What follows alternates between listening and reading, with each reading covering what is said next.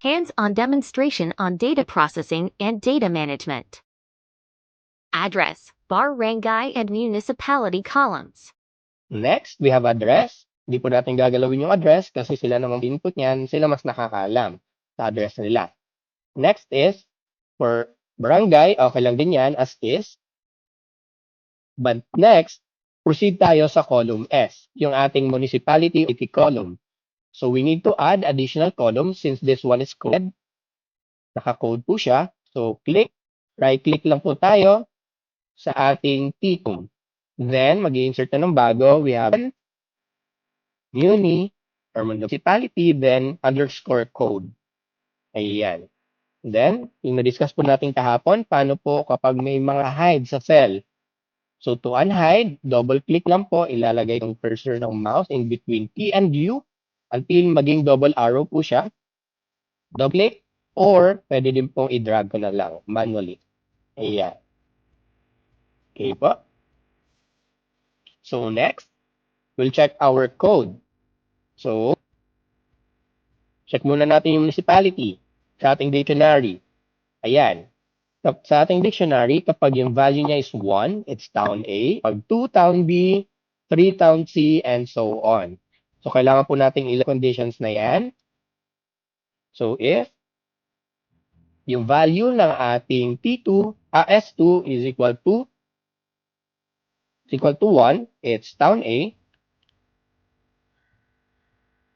comma, and since may mas mabilis na way po dito is copy natin, then ipipaste na lang. Then slight edit. Kapag S2 is 2, town B. Alt-enter ulit. Control V. Town C. Kapag 4 siya, it's city A.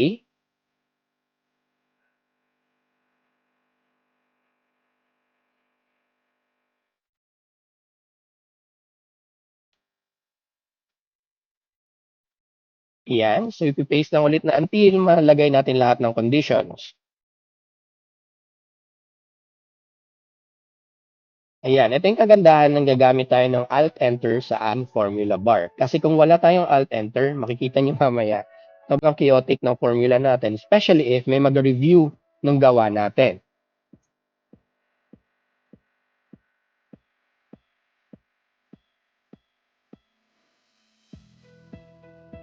Ayan.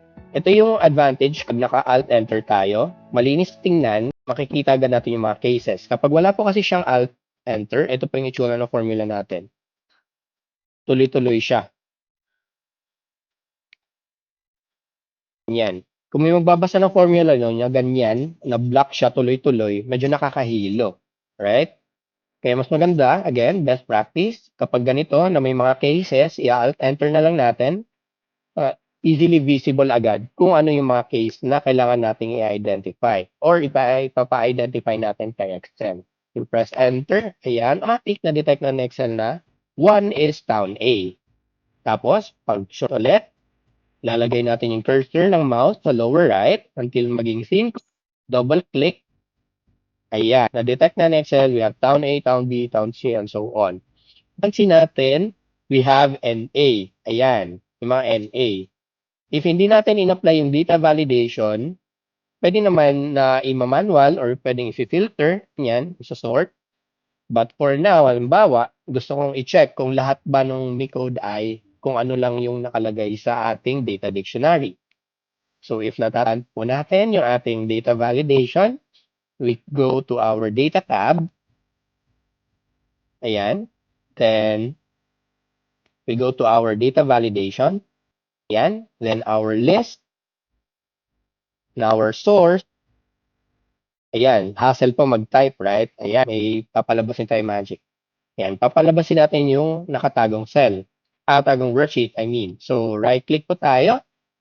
When we click unhide, ayan, sa mga nakapag-explore na po ng workbook natin kahapon, may mga nakatago po yung mga sample worksheet. Ayan. So, select lang po natin is yung ating list. List sample. Ayan. Ito po yung mga gagamitin nating list for our data validation.